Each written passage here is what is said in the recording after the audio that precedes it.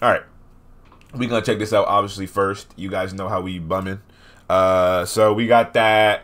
Hold on. Am I even recording? I am. All right. Anyways, we got that SCP-387 living Lego. Now, once again, I'm going to say this. Like I've said it before, I feel like we just turn anything into SCPs, bro. I won't be shocked if a year from now I'm reacting to an SCP cozy. I'm going to be honest. But, yeah. So we got SCP-387 living Lego. SCP animation by the guy. The rubber, you guys know who this is, bro. I don't even have to introduce him. Hopefully, you know, we get him to 1 million before the end of 2020. I'm sure we will because his videos are fire. But let's go ahead and get straight into it and see what this is talking about, bro. Is advised. After having noticed that they were animate, they excitedly conferred and began building several objects that they intended to use in battling each other. These included a transformer and a M1 Abrams tank. The children were instantly removed, at which point the creations began to fire, and eventually destroyed each other. Hello everybody, I'm the Rup. Yo, they building life Legos? Okay. Today, these niggas play way too much Lego Star Wars in their day, bro. We bring you SCP Foundation's Safe Class Object, SCP-387. SCP-387, known by the alias Living Legos, is a tub of Legos containing shapes found in normal commercially available sets. Is the audio okay? He said audio. Is the audio cool? Y'all cool, huh? Yeah, the audio's good. I don't know if y'all can hear the 7.1 also, but I can hear the rubber smacking his lips every now and then. It's crazy, bro. I'm hearing every molecule in his mouth. Crazy, bro. And ones not found in standard sets, such as circular wheels and prisms. It has no brand name, and every company interviewed by undercover agents thus far has denied ever making irregular Lego. When the tub is not full, either partially filled or almost emptied, the Lego will slowly duplicate themselves, stopping when the container is full. Similarly, when an amount of SCP-387 higher than the tub's capacity was placed upon the tub, it will shrink until the red tub was fully filled. The interesting property of 387 is that when constructed by a human hand, the constructions will animate themselves, performing activities based on their surroundings. In an experiment, a robotic arm was used to construct a car out of 387. It did not animate. This test was repeated with a human hand, at which point the car animated as usual. A dead hand from a recently dismembered agent was used. Man, the SCP Foundation wildin', bro. So y'all gonna use somebody dead hands just to see if it's gonna work? Well, what is the point of that? What you think, zombies gonna come in here and build Legos? This test literally is gonna prove absolutely nothing. Alright. And of course, there was no response. The hand was then heated, which still provoked no response. It appears that they put that bitch in the microwave. Okay. 387 responds to a pulse, or some other detection of human life. Hence, according to the result of the experiment, if a Lego man, which is a man constructed using the provided humanoid parts, is placed within a car, it will begin to drive it. Further experimentation has revealed that the car, and indeed any complex machine, needs no internal engine or power source. The Lego people have some form of sentience, as they interact with each other quite readily. Wow. However, if left over a period of time, the constructed people and buildings will evolve. They will take on occupations based on the buildings around them. Like, for example, some people will become firemen and use fire trucks if the corresponding objects... Yo, why he looks so evil, bro? Why does a fireman have to look like... Yo, he look like he about to do some devious activities. Bro, what? Bro, why did he give him that face? Bro, he up to no good, bro. Ain't no way. Ain't no way. There. They will also use 387 to construct more things to expand their society. Humans can interact with them quite peacefully. But if a human becomes hostile to them, they will immediately cease all activity and become inanimate. This Toy Story? behavior was proved in one of the experiments. A small community of 387 was formed in a testing chamber. A plane constructed from normal Lego was placed to the side of the community. Over the next 3 hours, the following changes were observed. several LEGO men procured some equipment from SCP-387, heading over towards the plane. With incredible efficiency, the LEGO men constructed what was, for all intents and purposes, a working airport. The specific pieces having been supplied by 387 without visible signal. Then, a petrol tank zoomed over to the plane, apparently filled it with fuel, despite earlier observations that vehicles constructed from SCP-387 do not require fuel. Yo, this is kind of cool, bro. This is one of the cooler ones. I'm not even like, I don't know. I ain't mad at it, and I don't got much to say, and I ain't roasting nobody, because this is just cool. Like, it, I don't know, bro. It's just interesting. The plane proceeded to literally take off, flying around the room at low speeds and altitude, seemingly to avoid crashing. More planes, of different make and design, were formed soon after. You said they role-playing? Constructions of 387 have some form of understanding of the surrounding environment, and they are able to convert existing LEGO to 387. SCP-387 was first found out by Agent H during a long train ride back to the city he lived in. Agent H discovered the tub containing SCP-387 behind the seat he was seated in, and began constructing a LEGO man out of amusement. Several seconds later, it became animated.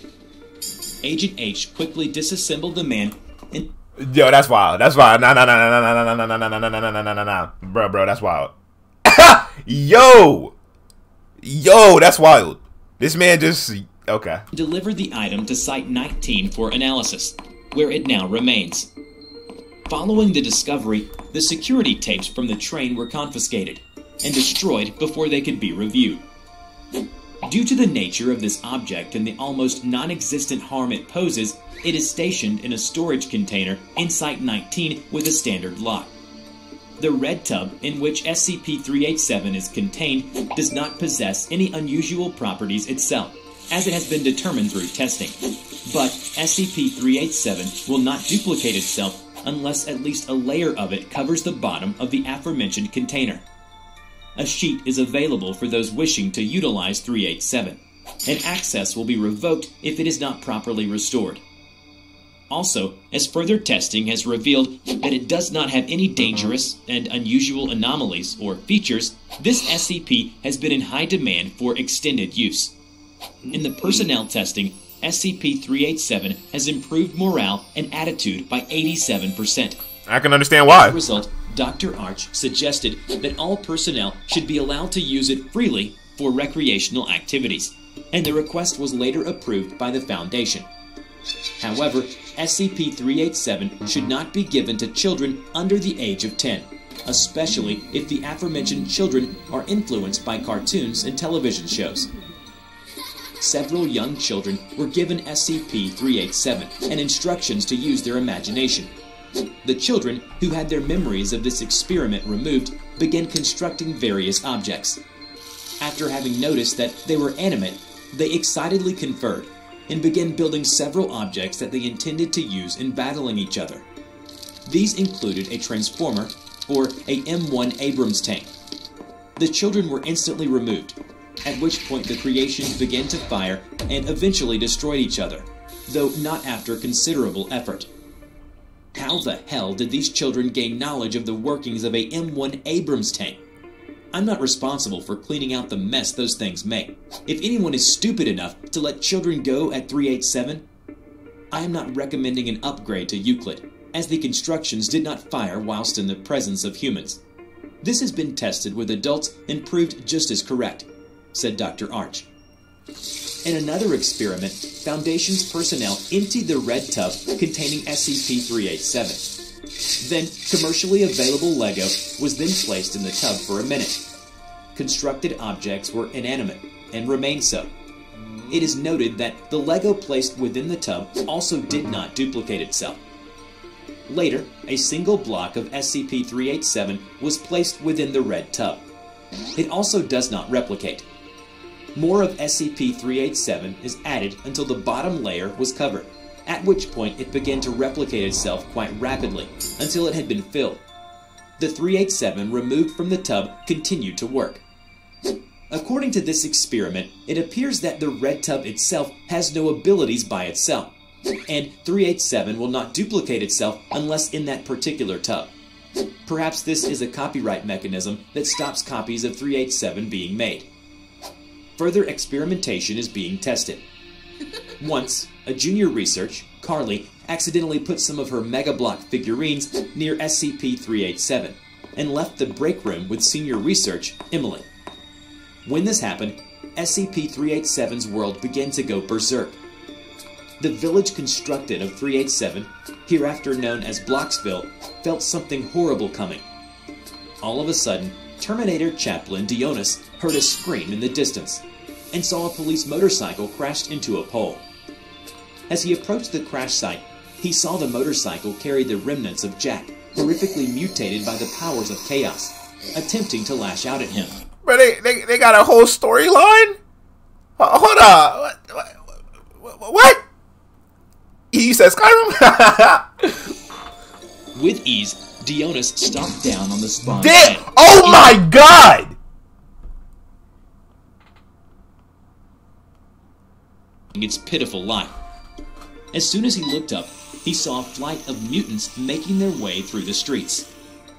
Hefting his Crozius and his Stormbolter, yo, he not playing no games, bro. This man came out to play. He stood in literally front of the mutants, banging his fist against his chest. "Face me, and I may grant you your absolution in death." The mutants screeched and rushed him at once, while Dionys rushed forward, his Crozius alike in a killing blaze. He lifted his Crozius overhead and brought it down with the Emperor's righteous fury, utterly destroying the mutant's head.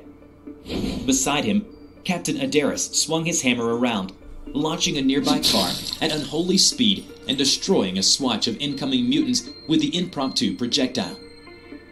While all this was happening, Carly and Emily returned to find the break room in sheer horror. Carly let out a big sigh, donned her goggles, and grasped the knob handle, her clipboard ready to shield her from stray projectiles. It's cleanup time. At this moment, 387's world became still. Holy hands began to descend from the heavens. This how they see it? For sure. For sure.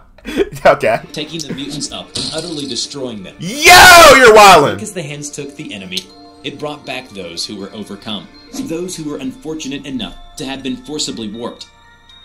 As the hands finally stopped the grand cleansing, one of its fingers reached down. The grand cleansing? Stroked Dionys on the head. Dionys, praise to the Emperor, for he forgives and protects. Adaris, praise to their savior. Dionys, however, was still mentally recovering from having been personally blessed by the God Emperor herself.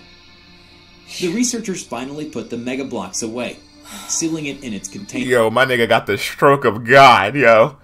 I don't, bro, look at his face, bro. He ain't no simp, bro. This man, bro, he just got a pat on the head by God. What do you, bro? What do you do? What do you do? Self. The researchers finally put the Mega Blocks away, sealing it in its container. The chaplain Carly touched had commissioned a giant golden brick statue of her, and the minifigs were giving it worship. Remember to check out my new animation channel, The Rubber Talks, where I share my life story, thoughts, and opinions. Just click on the link in the description to enter the Rubbers. Yeah, you could tell y'all some kids. He got stroked by God, and like, come on, bro. Hey, bro, the Rubber once again doing his thing.